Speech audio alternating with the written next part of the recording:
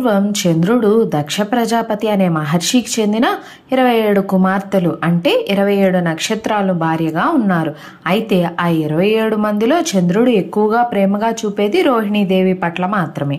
ఇది చూసి మిగతా భార్యలు చాలా విచారించారు. వారు తమ తండ్రి అయిన దక్ష ప్రజాపతికి ఫిర్యాదు చేశారు. దక్షుడు కోపంతో చంద్రుడిని హెచ్చరించి ఇలా అన్నాడు: ఓ చంద్ర, నా కుమార్తెలందరినీ సమానంగా గౌరవించు, లేదంటే నీకు భయంకరమైన శాపం ఉంటుంది అని. అయినా చంద్రుడు ఆయన మాట వినలేదు. రోహిణీదేవిపై ప్రేమ చూపిస్తూ మిగతా వారందరినీ నిర్లక్ష్యం చేశాడు. దాంతో కోపగించిన దక్ష ప్రజాపతి చంద్రుడికి శాపమిచ్చాడు: నీవు నీ కాంతిని సౌందర్యాన్ని రోజు రోజుకు కోల్పోతావు అని. ఆ శాపం ఫలితంగా చంద్రుని కాంతి తగ్గుతూ వచ్చింది. ఆకాశం మసకబారింది. భూమి మీద చీకట్లు వ్యాపించాయి. దేవతలు, ఋషులు ఆందోళన చెందారు. ప్రపంచమంతా దుఃఖంలో మునిగిపోయింది.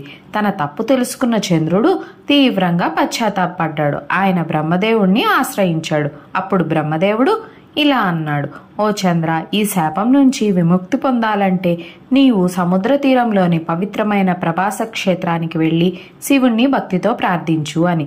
చంద్రుడు బ్రహ్మదేవుడు మాట విని ప్రభాస తీర్థం అనే స్థలానికి వెళ్ళాడు. అక్కడ ఆయన 1000 సంవత్సరాల పాటు మహా తపస్సు చేశాడు. ఓం త్రయంబకం యజామహే అనే మహామృత్యుంజయ మంత్రాన్ని జపిస్తూ శివుని కృపను కోరాడు. చంద్రుణ్ణి భక్తి చూసి శివుడు అపారమైన జ్యోతి రూపంలో ప్రత్యక్షమయ్యాడు.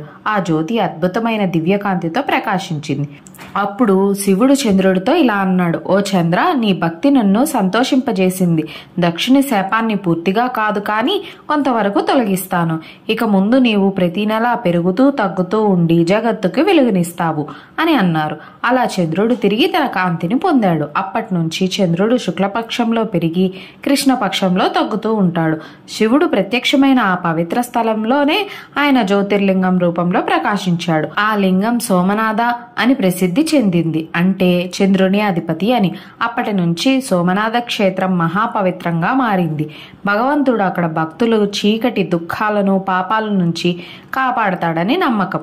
ఇది 12 జ్యోతిర్లింగాలలో మొదటిది. సోమనాథ ఆలయం ఎన్నిసార్లు ధ్వంసమైనా మళ్లీ మళ్లీ నిర్మించబడింది. ఇది శివశక్తి, విశ్వాసం, ధైర్యంకు ప్రతీకగా నిలిచింది.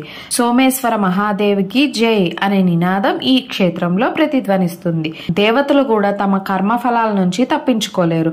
గర్వం, పక్షపాతం పతనానికి దారితీస్తుంది. కానీ నిజమైన పశ్చాత్తాపం, భక్తి మరియు తపస్సు దేవుని కృపను తెస్తాయి.